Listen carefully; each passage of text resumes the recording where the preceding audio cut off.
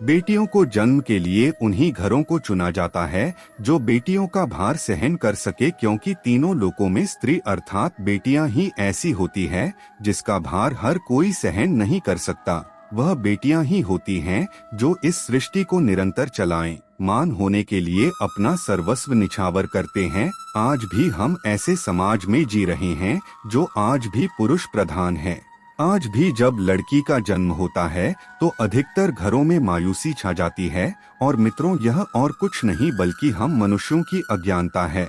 लड़की को पूछ समझते हैं, परंतु आपको जानकर हैरानी होगी, लड़की का जन्म हर किसी के घर में नहीं होता बल्कि उसी के घर होता है जो भाग्यशाली होते हैं और अपने अपने पुण्य कर्म अर्जित किए होते हैं। और आज हम आपको यही बताने जा रहे हैं कि भगवान कैसे घरों को लड़की का जन्म देने के लिए चुनते हैं और वह कौन से पुण्य कर्म है जिसकी वजह से कोई भी इंसान बेटी का माँ बाप बनता है।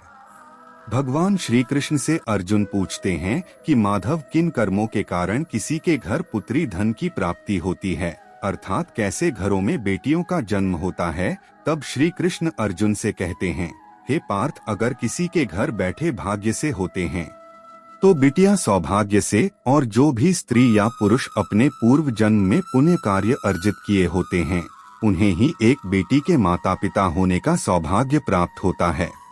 बेटियों को जन्म के लिए उन्हीं घरों को चुना जाता है जो बेटियों का भार सहन कर सके, क्योंकि तीनों लोकों में स्त्री अर्थात बेटियां ही ऐसी होती है जिसका भार हर कोई सहन नहीं कर सकता। वह बेटियां ही होती हैं जो इस सृष्टि को निरंतर चलाएं, मान होने के लिए अपना सर्वस्व निछावर कर देती हैं। हे अर्जुन, पर जिस दिन इस सृष्टि में बेटियों का जन्म लेना रुक जाएगा उस दिन सृष्टि भी है और धीरे धीरे इस सृष्टि का अंत हो जाएगा। भगवान श्री कृष्ण के इन बातों पर गौर किया जाए तो उनका कहा बिल्कुल सही है, क्योंकि बेटियां अगर नहीं होंगी तो किसी का भी वंश आगे नहीं बढ़ सकता।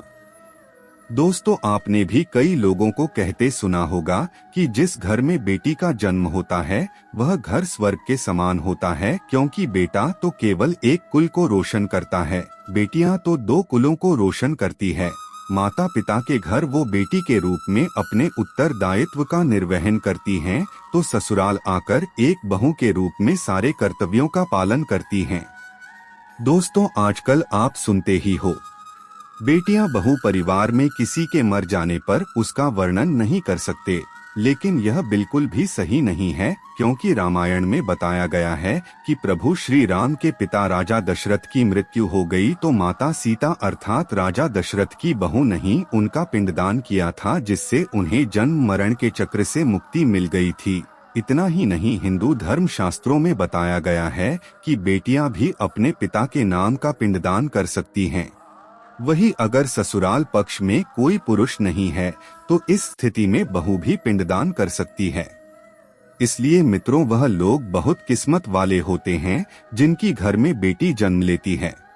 वही वह परवल किस्मत के होते हैं जिनके घर एक से ज्यादा बेटियां होती हैं। शायद यही कारण है कि बेटियों को लक्ष्मी कहा गया है।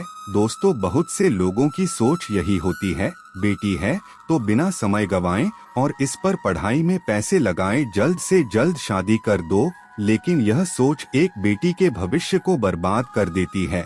जरा सोचिए, एक बच्ची के मन में कितने सपने होते हैं, उसे कुछ करना है लेकिन यह सपने सिर्फ सपने ही रह जाते हैं। इसलिए अपनी बेटियों को सपने पूरे करने देना चाहिए, उन्हें जीवन में हर वह खुशी दे जो उन्हें मिलनी चाहिए। एक बेटे से ज्यादा एक बेटी हमेशा अपने माता पिता के लिए सोचती है।